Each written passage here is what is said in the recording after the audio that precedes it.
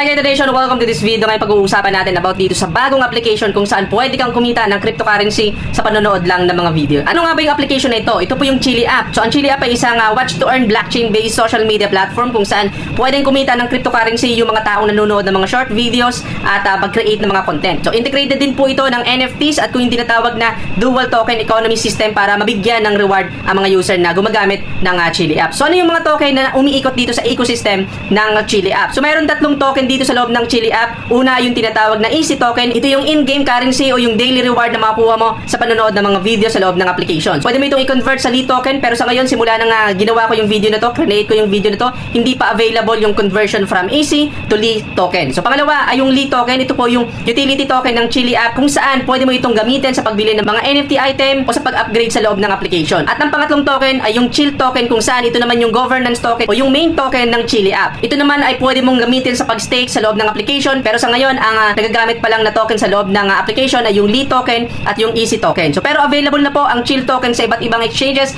at wallet katulad ng PancakeSwap, Gate.io, Billmart, Lofin at iba pa. So ang tanong, paano ba mag-register dito para makagamit ka rin ng Chili app? So ngayon meron ko po makikitang link sa description ng video na to at sa comment section. So click mo lang yun. O kaya naman pumunta ka sa mismong App Store o kaya nan sa Play Store at hanapin mo tong Chili short video for you. Install lang natin. Once na-install mo na, open lang natin to kapatid. I'm in. Then ngayon, mag-create tayo ng account dito sa loob ng Chili app. So meron tayong email, Apple ID at sa Google. So ngayon, makakuha ka na agad ng 3,000 easy. So make sure lang, gamitin mo yung link na sa description or sa comment section para magkaroon ka ng bonus na 3,000 na easy. Okay? Click lang natin yan. Then dito, magkakaroon ka naman ng starting glass. Okay? Free po yan at magbe-break yan ng 3 days. So make sure na gawin mo yung pag-swipe o panonood ng video kasi makakuha ka doon ng Lee token at easy. Then yung Lee token na yun, pwede mong gamitin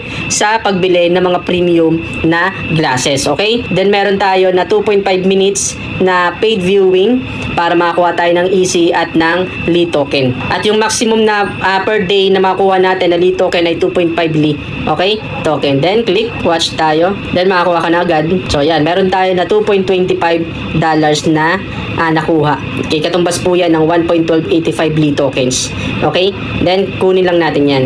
So ganun lang kadali kapatid na mag-create ng account dito sa loob ng Chili app. So ang malaking tanong, paano ka ba ikita o makakuha ng reward dito sa loob ng Chili app? Una ay sa pamagitan po ng panonood ng mga short videos. Ngayon, para makakuha tayo ng Lee token at ng Easy token, ang gagawin lang natin ay manonood tayo ng mga video dito sa loob ng Chili app. Every 2 minutes po makakuha tayo ng mga box. So sa box na yon ay mayroon pong laman na Lee token. Okay?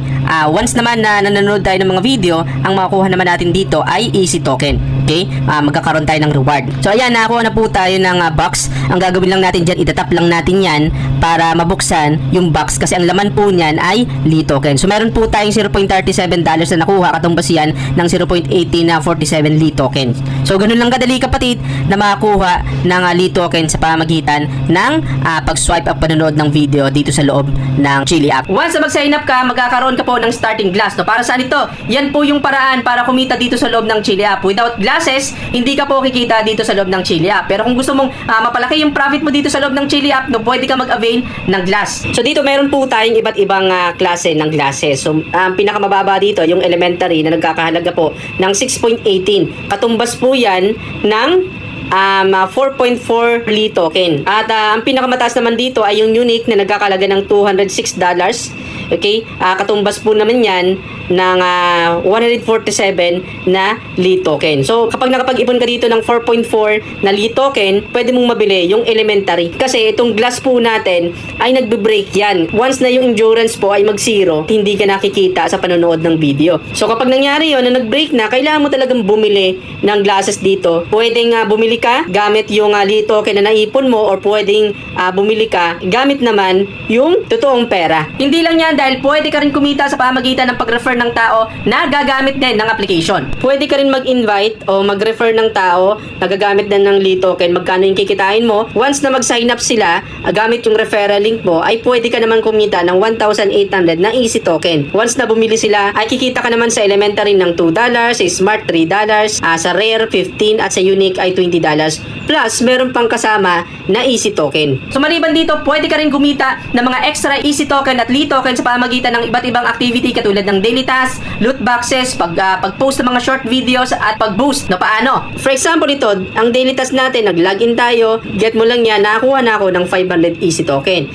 Once na mag-invite ako, mag-trade ako sa BitGet, bumili ako ng glass, mag-watch ako ng tutorial, panoorin ko yung mga article, mga video sa YouTube video nila. So makakuha po ako ng Easy Token. So hindi lang yan, maliban dito sa Task Center kapatid, ay pwede ka rin makakuha ng Lee Token at Easy Token sa pamagitan ng loot boxes. Okay? So ayan po, may katumbas po yan ng, for example, itong starting, pwede akong bumili ng loot box ganyan na nagkakalaga ng 0.25 Lee Token at pwede naman akong makakuha. Depende kung ano yung laman ng box na to kapatid.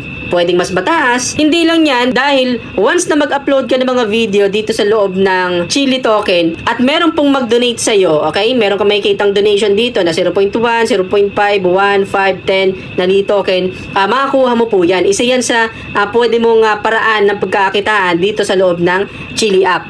Pwede mo rin i-boost, okay? Punta ka lang dito sa profile.